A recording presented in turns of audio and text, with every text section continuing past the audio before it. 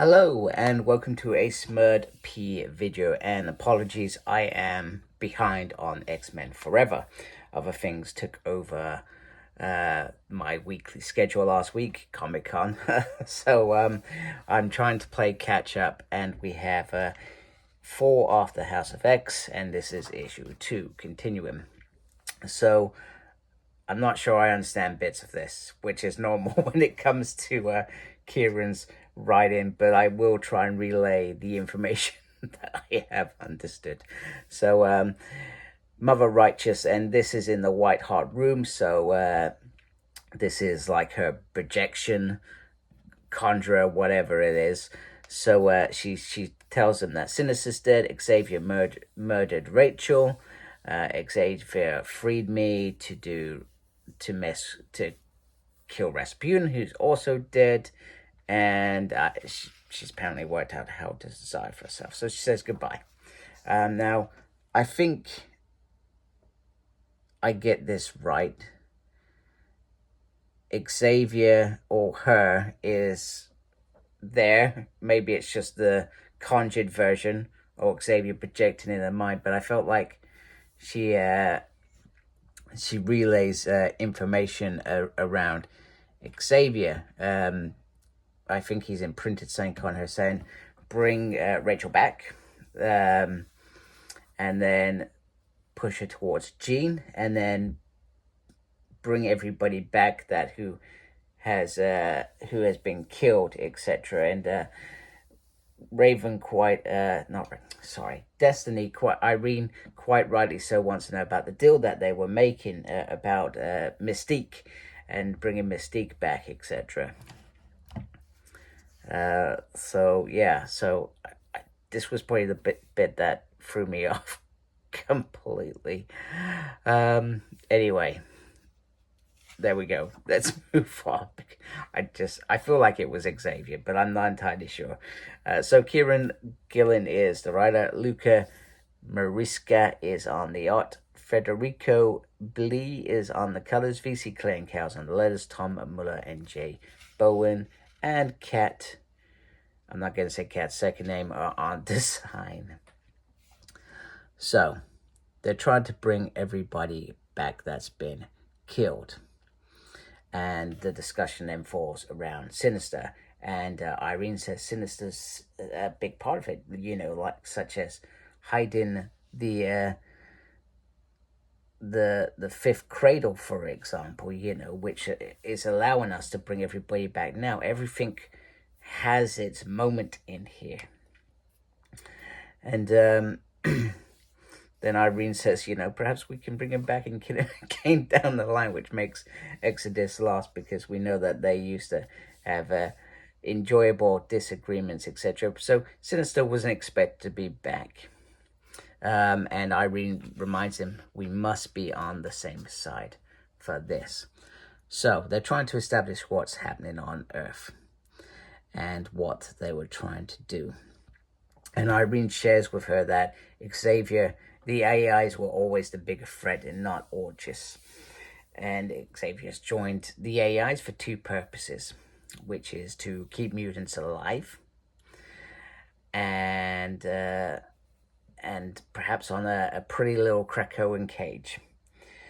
However, Xavier will be used to potentially kill humans as well, which we sort of know some of this from some of the other books. This is filling in those gaps that I probably questioned when I was there, like, how is Rachel back?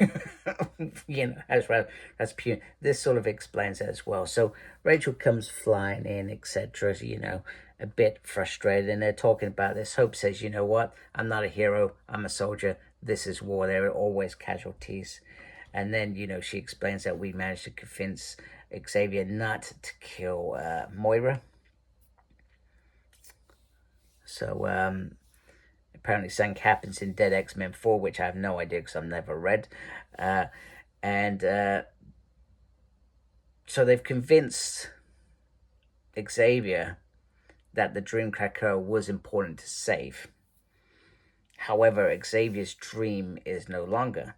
The dream is still the dream, but Xavier is gone from it. He is planning to be a martyr of this whole thing, which I feel like I've got to that point that this is what Xavier's doing. He's just trying to protect that dream for mutants to survive by making bad deals, or he's got a long game going on. And Exodus reminds Rachel, what would you have done to prevent your timeline where you were a dog hunting your fellow mutants? Would you do what Xavier's doing now? Would you do what Bishop did? Remember when Bishop was traveling, chasing Cable and Hope through time and space to save his reality from becoming existence? What do we do as good people when we have to? We can go down a dark path. That's proven in human society. You look at history, you look at just people in general, people go down dark paths all the time to try and protect what they love and care about. And in this case, it's the dream of mutants surviving. So Xavier's made it so that Sinister and Rachel can be brought back in the White Hart room. And that is so that she can help with the Phoenix plan. Krakoa is under attack, and they need to be the cavalry and go there. And we also get this bit, which I'm not going to lie, I'm not really sure I understand because I've not read X-Men Origins Blue, but Irene Clee wants to share a story that both her and Mystique are both Kurt's. Apologies, I seem to have a storage issue. So Raven and Mystique have a Kurt together. I don't think Mystique knows about this, and Xavier helped somehow. So I've not read that issue. But I felt like it didn't add to the overall story. However, it adds to Irene's and Mystique's particular arc, especially leading to that momentous wedding coming up. And we get this little fella saying that they're sending the X-Men back to fight, but what about the rest of them? So Rachel is trying to figure it out, and Prodigy comes in to add he's part of the dead X-Men arc, which I haven't read as well, so I'm not doing very well. However, maybe this was part of Enigma's plan to he's weak against the Phoenix. The Phoenix can fight against the Enigma, so perhaps he had to say in it. So Rachel is Asgardian, and she's trying to figure it out, and she says basically it's a multiplication of many things. She is doing Asgardian things, etc., and working with Krakoa, and maybe it's time to throw Jean in the pyre, because, well, Jean Grey's can't die. So I think she's got a plan. It sounds like she's got a plan. And they're going to go home and kick some butt. Exodus is having some food with this little fella. And he's obviously realized that they're going to be abandoned, etc. And he says, you are the important things, Krakoa. He did it for everyone. And I think he wanted to be the one who allowed them to go back, etc. So, and the little fella says, we won't be missed. And he says, I will remember you. And I think I've just contradicted myself wholly there, completely, in terms of how I was relaying that information. So, Sinister, who is connected to Doug, has some Doug in him, and, he wonders if Xavier planned to murder him to get him there, so this could happen, and, Exodus likes to think that is the case, etc. So they start all flying back, etc., which is grand. Now, there was a moment a while back which I seem to have forgotten, with there we go, there it is. Sorry, it was around Kurt coming into existence, and then Exodus came out with, I'm sure the Holy Spirit quickened the wound. Oh, and she says, not the damn time, etc. Sorry, I wanted to go back to that because I thought it was hilarious. I can't believe I just forgot that. I think that's just because I ran out of storage, etc. on my camera. It just threw it, my brain out of sync of everything that I wanted to say. So, I really cannot remember this dude's name at all, and I'm sorry. So, he's wondering why Hope is still there, because she has Messiah stuff to do. She didn't say stuff, she says Saint Chaos, etc.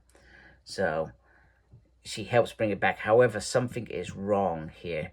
You know, it's the Phoenix isn't responding the way Phoenix should respond. It is scared. It's died before but never ended, and it's fighting it. So Jean's saying, can you help? And it's like, so we're gonna go into the issue 3, and it looks like we are hunting phoenixes, or trying to get phoenixes to come and save the day, one or the other. I'm not entirely sure, and maybe that's the point. I'm not meant to be sure. So there we go, another issue. It was a good issue. I did enjoy it. There were bits of it that maybe it's because I've read this too early in the morning. I should have read it in the afternoon, perhaps when my mind was a bit sharper. Maybe I would have taken in things differently and related differently. So I do apologize. This has probably been the worst run through that I've ever done, with fragmented thoughts. And no, I don't really understand that. So maybe it's this. But hey, thank you for watching. If you like my channel, please support my channel by subscribing. Make sure you look after yourself. Very important these days. Thank you to everybody that's subscribed to my channel already. And as always, embrace geekiness. Take care. Goodbye.